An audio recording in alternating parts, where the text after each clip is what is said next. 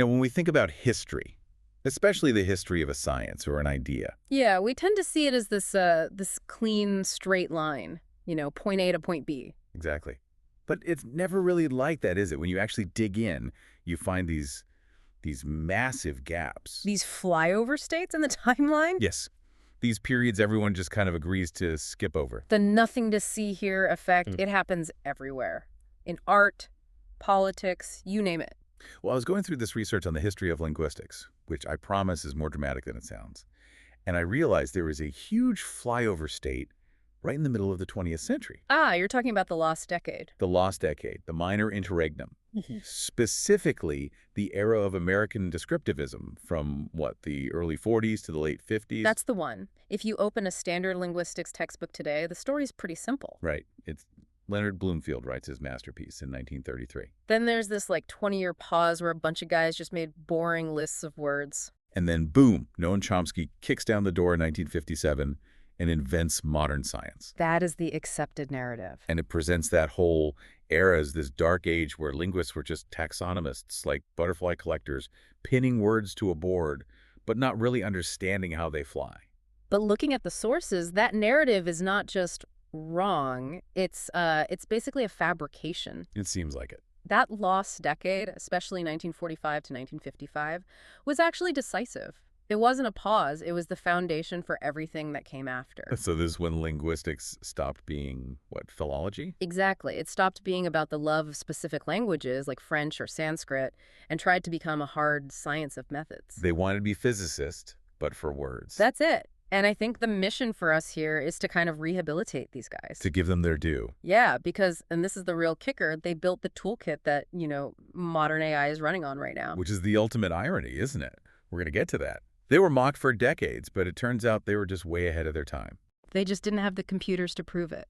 So let's set the stage. Who are we actually talking about? Because even their name is a bit of a mess. It is. They called themselves descriptivists. The whole idea was, look, we're here to describe language as people actually speak it. Not how some grammar book says they should speak it. Right. But history books call them American structuralists. Which was a label put on them later. Mostly by their detractors, yeah. Oh, It was a way to box them in. But the real identity crisis, it all revolves around their father figure, Leonard Bloomfield. The author of Language, 1933. The sources make this book sound like it was the absolute law of the land. It was. For that whole generation, guys like Zelig Harris, Charles Hockett, Kenneth Pike Bloomfield he was Einstein. He was the authority. Okay. But here's the detail that always gets left out. Almost none of these so-called disciples ever actually studied with him. Wait, what? How can you be the leader of a whole movement if you don't have any students? It's a great question. Bloomfield was at Yale, but he was apparently very isolated. Bernard Bloch, who was a key figure here, he noted that Bloomfield had almost no direct students. A very private guy. So you have an entire generation of brilliant scientists who are basically learning from a textbook. A textbook that was famously, dense. Not a beach read, then. Not at all. Brilliant, but complex, sometimes even contradictory. So this lost generation in the 40s, they're trying to reverse engineer a science from a book they can barely parse. It's like trying to build a jet engine from a manual where half the pages are stuck together. That's a perfect analogy. And because the manual was so tough, they had to improvise. They had to simplify. And this is where Kenneth Pike comes in. A prime example. Bloomfield had these really complex ideas, taxemes and tagnemes. Pike decides to sit down and write a sort of Bloomfield for dummies to explain them. Okay, a study guide. Right. And in the process of trying to clarify Bloomfield's ideas... Let me guess, he realizes he doesn't actually understand them. Even better, he accidentally invents an entirely different theory. It was called tagmemics. That's amazing. So he wasn't just copying Bloomfield, he was reinventing him. They all were. They were radically simplifying and formalizing his work because they had to. And that drive for simplification, that's what led to their most famous idea, the Russian doll model of language. Okay, the Russian doll. This is also called the item and arrangement model, right? Correct. Look, if you want linguistics to be a science, you need a basic unit. You need an atom. So what's the atom of language? Well, they decided it's a hierarchy. You start at the bottom with phones, just raw sounds. Sure. Those get grouped into phonemes, the sounds that actually matter in a language. Like the difference between B and P in English. Exactly. Then you stack phonemes together to make morphemes, which are the smallest units of meaning. And morphemes make words, words make sentences. It's Legos. It is entirely Legos. That's the item and arrangement view. Oh. A grammar is just a list of bricks, the items, and the rules for how you can snap them together. That sounds so logical. It sounds like how a computer would want to understand language. Yeah. But what's the problem? The problem is that human language is messy. It refuses to stay in the Lego box. And they hit a massive glitch that almost collapsed the whole system. Okay, the glitch. This is that allomorphy thing. Morphologically conditioned allomorphy. Right. That's a mouthful. Break that down for us. It's simpler than it sounds, but it completely destroys the Lego theory. Take the word knife. Okay, knife. Ends with an F sound. F. Now make it plural. Knives. With a V sound. V. Right. So in the simple Lego model, the plural is just an "is" brick you snap on the end. But here, the main brick, the root word, it changed shape. The F became a V. Oh, I see the problem. If a morpheme is just a specific stack of sounds, a specific red Lego brick, Yes, exactly. then the root in knife and the root in knives have to be two totally different bricks. They're not the same morpheme. And if you're being rigorous, which these guys were obsessed with, you have to say English has two completely different words that just happen to mean the same sharp object. Which is obviously absurd. The Lego theory is broken. The bricks are shapeshifters. So what do? Do you throw out the whole theory? I'm guessing not. No, you patch it. And this patch is the moment linguistics became abstract. They invented something called morphothemes. Which are, what exactly? Invisible Legos. Basically, they're invisible containers. They decided a morpheme isn't actually a sound, it's an abstract idea. Whoa. So the morpheme knife isn't the sound naif. It's an abstract symbol. Let's call it capital F. And the rules of the grammar say, okay, when capital F is at the end of a singular word, pronounce it as F. But if it's before the plural marker, pronounce it as V. Exactly. It's a huge philosophical leap. They went from we only study what we can hear to we study invisible variables that control what we hear. It sounds like they were writing code, That is exactly what they were doing. like if-then statements for sounds. Precisely. And once you have that level of abstraction, you can go bigger. You can move up from words to whole sentences. And this is where we get those diagrams that look like electrical circuits. Immediate constituent analysis. Mhm. I see analysis. Or as I like to call it, cutting it up. So walk us through the cutting. You take a sentence, say, the poor man ran away. You don't look at it word by word. You find the biggest possible slice you can make. So the poor man and ran away. Noun phrase, verb phrase. Then you take the poor man and slice it into the and poor man. Then poor and man. You keep cutting until you're left with the atoms, the morphemes.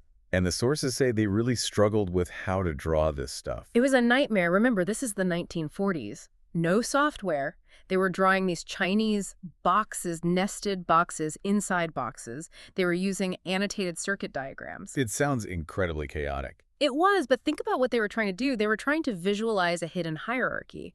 And that struggle is actually the direct precursor to computer parsing. Because a computer reads code in a tree structure. Exactly.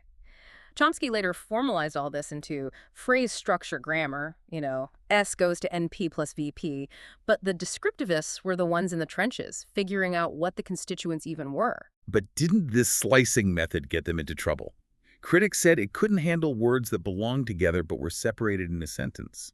Ah, yes, the discontinuity myth. This is a very specific criticism that's stuck, but it's largely unfair. Give us an example of a discontinuity. Okay, take a question like, did the man come? The verb is really did come. That's one unit. Right, but the man is wedged right in the middle of it. Exactly. So your slicing method can't cut did and come out as one piece because they aren't touching. The knife cuts right through the verb. And later critics, especially the Chomskyans, they seized on this.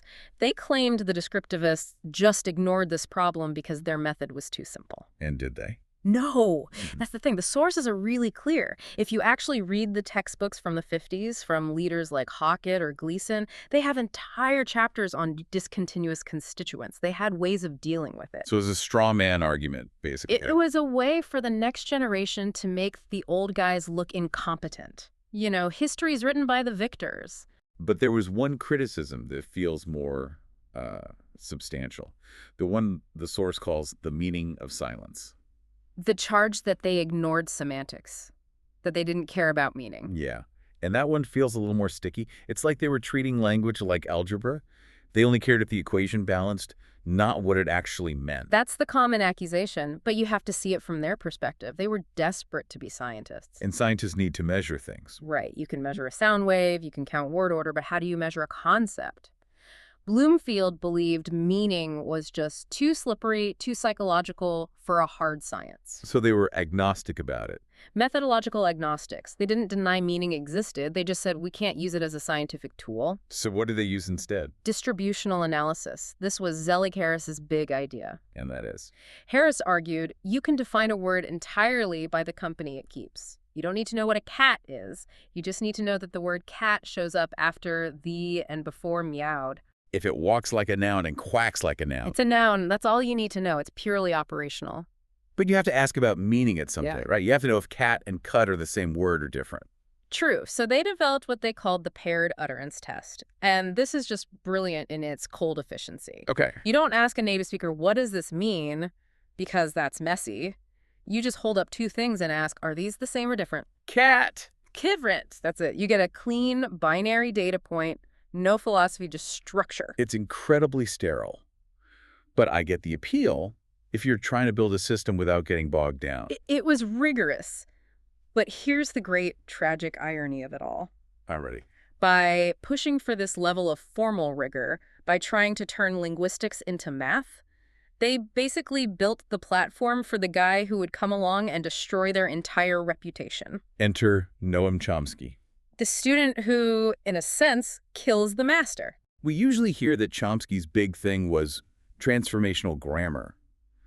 But our sources say his own teacher, Zelig-Harris, was doing transformations first. He was, but, and this is crucial, they were doing it for completely different reasons. For Harris, a transformation was just a tool to compress data. Compress data, like a zip file. Kind of. Harris will look at a text and see, the man ate the apple, and the apple was eaten by the man. Okay, active and passive, same information. Right. So for Harris, a transformation was just a rule that says these two sentences are equivalent.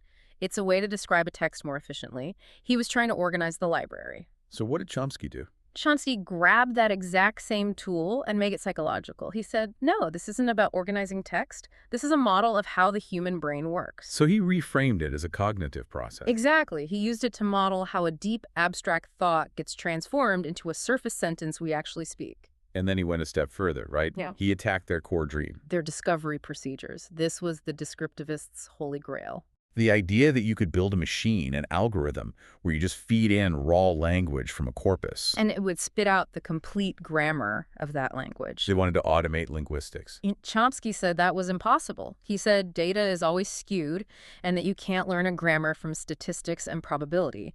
And he had the perfect example. Colorless green ideas sleep furiously. The famous nonsense sentence. It's grammatically perfect, but it makes no sense. Right. Chomsky's argument was that this sentence has a 0% chance of ever appearing in a real-world text. So a statistical model would never learn it. Therefore, statistics are useless for understanding the creativity of human grammar. And he won. For 40 years, statistical linguistics, corpus linguistics, it was all dead. The descriptivists were seen as dinosaurs. But we're recording this in the mid-2020s, and the entire world is now run by the plot twist. It's a massive plot twist. What powers ChatGPT? What powers Google search? Large language models. And what are they? They are nothing but massive statistical engines trained on enormous corpora using distributional analysis. They just predict the next word based on all the words that came before it. The cat predicts meowed, because that's what's statistically most likely to follow. It is pure Zelig-Harris. So the discovery procedure, the dream of finding grammar by crunching data, it wasn't impossible. They just didn't have the computers. They were trying to do with index cards and slide rules what OpenAI now does with entire data centers. It's absolute vindication. It is. Modern tech proved that if you have enough data, distribution really is, for all practical purposes, meaning, or at least it's close enough to fake it perfectly. The sources even mention information theory. Yeah, things like entropy, redundancy. The descriptivists were fascinated by this stuff in the 50s. Chomsky brushed it aside, and today, it's cutting-edge psycholinguistics. We now understand the brain as a prediction machine, constantly guessing the next word to save energy. So the lost decade was actually 70 years ahead of its time. They were the prophets of the AI age who just got shouted down by the cognitive revolution. But, and there's always a but, The end of our source material raises a really melancholy point. Hmm. We gained science. We gained these algorithms. What did we lose in the trade? We lost the connection to the languages themselves. Yeah. Think back to Bloomfield, the father figure we started with. He wasn't just a theorist, he was a philologist. He knew languages. Dozens of them, Germanic, Indic, Algonquian. He would go and sit with native speakers of Ojibwe and Cree. He understood language as this deep human cultural artifact. And the generation that came after him, the one that chased the science. By making linguistics about abstract formal rules, universal grammar, you stopped needing to be a polyglot.